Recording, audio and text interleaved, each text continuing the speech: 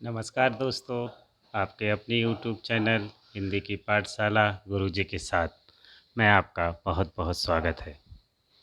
दोस्तों, उम्मीद करता हूँ आप सभी स्वस्थ और तंदुरुस्त होंगे और अपनी सेहत का ध्यान रख रहे होंगे। आप घर बैठे कैसे अच्छी शिक्षा ग्रहण कर सकते हैं, कैसे हिंदी व्याकरण को पढ़ सकते हैं, इसी चीज़ का ध्यान रखते हुए मैं आज अपने चैनल पर लेकर आया हूँ हिंदी व्याकरण का एक और शीर्षक रस। दोस्तों, अपने आज के अध्ययन को शुरू करने से पहले आप सभी से अनुरोध है कि आप मेरे इस चैनल को सब्सक्राइब कीजिए, अपने दोस्तों के साथ शेयर कीजिए और मेरे इस चैनल से जुड़े रहिए। रस, आखिर ये रस है क्या? हम इसकी पहचान कैसे करें? तो आइए हम सबसे पहले सरल शब्दों में रस को समझते हैं। रस का शाब्दिक अर्थ होता है आनंद। आपके हृदय में जो भाव उत्पन्न हो रहे होते हैं, उनसे आप जो भी अनुभूति प्राप्त कर रहे होते हैं, उसी को रस कहा जाता है।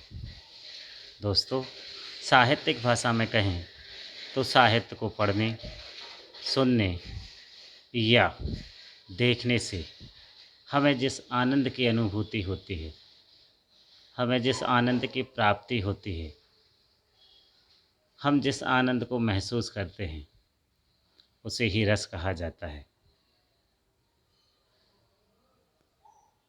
साहित्यकारों ने रस को काव्य की आत्मा कहा है, काव्य का प्राण तत्व कहा है, अर्थात बिना रस के काव्य काव्य नहीं हो सकता, उसमें प्राण, उसमें जान नहीं हो सकती।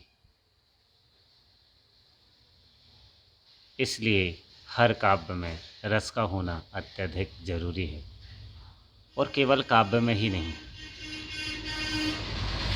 यदि प्राणी मात्र में भाव की कमी होगी, उसमें भाव नहीं होंगे, तो वह प्राणी मात्र ना होकर निर्जीव एक पुतला होगा। ये जो रस होते हैं, ये हमारे हृदय में ही विद्यमान होते हैं। तो चलिए हम देखते हैं रस के भेद।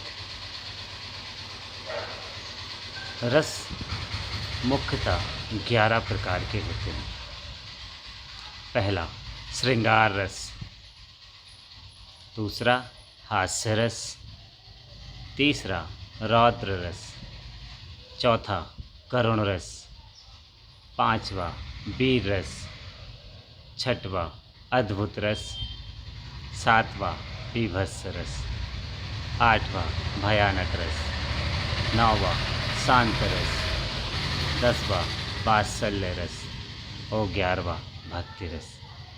दोस्तों, ये जो वात्सल्य और भक्ति रस है, ये श्रृंगार रस के ही दो हिस्से या दो भाग हैं, या उसी के अंश हैं। कुछ और जानने योग्य बातें। भरत मुनि के अनुसार रसों की संख्या केवल 8 है। तो उद्भट ने शांत रस को 9वां रस मानते हुए रसों की संख्या 9 बताई है। पंडित विश्वनाथ ने वात्सल्य रस को 10वां रस माना, और भानुदत्त गोस्वामी ने भक्ति रस को 11वां रस माना। इस प्रकार रसों की संख्या 8 से 9, 9 से 10 और 10 से 11 होगी। दोस्तों, रस के 4 अंग या 4 भाग होते हैं। पहला विभाव, दूसरा अनुभाव, तीसरा व्यभिचारी भाव और चौथा स्थायी भाव।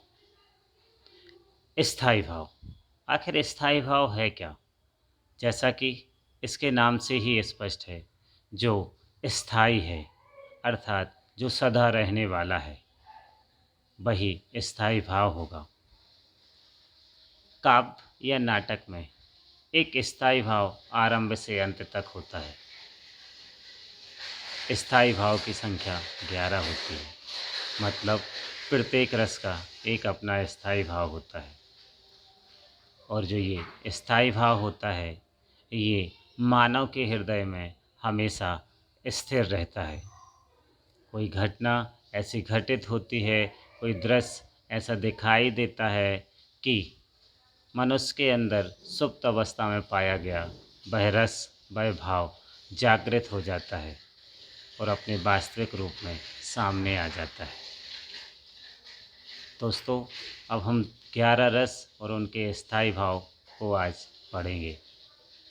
श्रृंगार रस, इसका स्थायी भाव है रति, प्रेम, अर्थात नायक नायिका का प्रेम।